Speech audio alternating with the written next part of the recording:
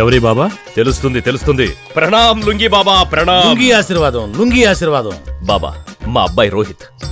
నమస్తే బాబా. వీడి మొహంలో ఏంటి గండం సుడిగుండంలా తిరుగుతుంది? గండమా? గండమేంటి?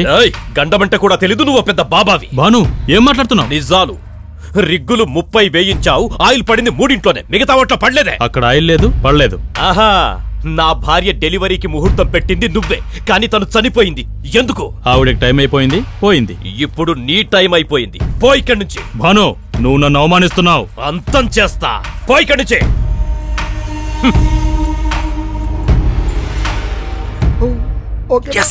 మీరు చెప్పండి బాబా, మా వాడికి 4 రోజుల్లో పెళ్లి జరగబోతోంది.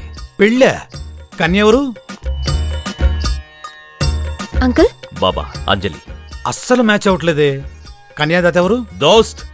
వెళ్ళు మామా, వెళ్ళు. ఏ డింపల్, భద్రా నువ్వా? ఎందుకురా గ్రహాలతో గేమ్స్ ఆడతావు? ఈ పెళ్లి వద్దని చెప్పాను కదరా. అంటే నాకు పెద్దగా నమ్మకాలు లేవు. నాకున్నాయి. బాబా, దీనికి ఏమైనా సొల్యూషన్ ఉందా? ఉంది, కాకపోతే కొంచెం కష్టతరమైంది, క్లిష్టతరమైంది. పర్వాలేదు బాబా, చెప్పండి. ఈ అంజలి పాపకి ఇదే ముహూర్తానికి డమ్మీ పెళ్లి చేయాల్సి ఉంటుంది. అప్పుడు 24 గంటల్లో గండము పోతుంది, చేసుకున్నాడు పోతాడు. ఆ తర్వాత మీ ఇష్టం వచ్చినోడికి ఇచ్చి పెళ్లి చేసుకోవచ్చు. సరే అయితే ఎవడో ఒకటి చూసి సీక్రెట్ గా పెళ్లి చేసేద్దాం. కుదరదు.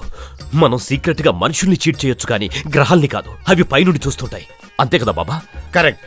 అన్ని పద్ధతులు సంప్రదాయాలు పాటించాల్సిందే. అందరి ముందు పెళ్లి వైభవంగా జరగాల్సిందే. అప్పుడే పాపకున్న కళ్యాణ దిష్టిపోయి గండం తొలగిపోతుంది. దోస్త్, ఇవన్నీ అయ్యపనా? దేశం కాని దేశంలో మనకు కావాల్సిన వాడు ఎక్కడ దొరుకుతాడు? ఒక్కడున్నాడు. ఉన్నాడా? ఎవరు డిబ్బుల్? నా ఫ్యాన్ సీను. సీనువా?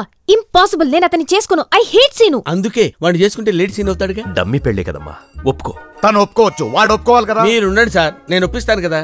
కాకపోతే వాడికి కొంచెం డబ్బు పిచ్చి ఎక్కువ. ఎంతైనా ఇద్దాం, ఒప్పించు. అంతే అక్కర్లా, 1 కోటి కొట్టండి. ఏంటి కోట? అవును, నేను వెళ్తే 1 కోటి రూపాయలతో సరిపోద్ది. నువ్వు వెళ్తే 1 కోటి దినం అడుగుతాడు, తీరిపోద్ది. అక్కర్లేదు, నువ్వే అడుగు. ఏంటి సార్ మీరు చెప్పేది? అవునరా, 1 కోటి రూపాయలు ఇస్తారు. 1 కోటి రూపాయలు కక్కుర్తిపడి బాయ్ కూతురిని పెళ్లి చేసుకోవాలా? అది కూడా డమ్మీ పెళ్లి. నా ఆత్మవిమానం ఒప్పుకోవట్లేదు సార్. ఒక్కేం కాదు, తింటానికి తిండి లేదు కానీ వీటికేం తక్కువ లేదు. అయినా ఫ్యాన్స్ కి అభిమానాలు ఉండాలి కానీ ఆత్మాభిమానాలు ఉండకూడదురా. అరే చూస్తూ 1 కోటి రూపాయలు ఎవడన్నా వదిలేసుకుంటాడరా? అవును, డమ్మీ పెళ్లి ఎందుకు చేస్తున్నారు? నేనేమన్నా పోతానా ఏంటి? కాలో వేలో చిన్న కటింగ్ అంట. కాలో వేలైతే వాడే చేసుకోవచ్చు. ఎదవలాజిక్కులు మాట్లాడక. కోట్లు ఉన్నోళ్ళు కాలు వేలు రిస్క్ చేయరు. నువ్వు చేసుకుంటావని కమిట్ అయ్యొచ్చా.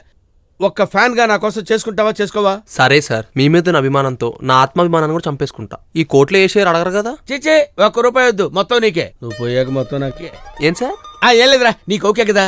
Okay sir. థ్యాంక్స్ రా. ఇప్పుడే వెళ్ళి ఈ విషయం వాళ్ళకి చెప్పేసి వస్తా. నన్నే కొడతావురా? పెళ్ళయ్యాక గ్రహాలు గద్దల్లా తినేస్తారా? ఆ క్షణంలో నేను నా గురించి ఆలోచించలేదు, అంజలి గురించి ఆలోచించాను. అయినా తను పోయిన తర్వాత నేను మాత్రం ఉండేం చేస్తాను?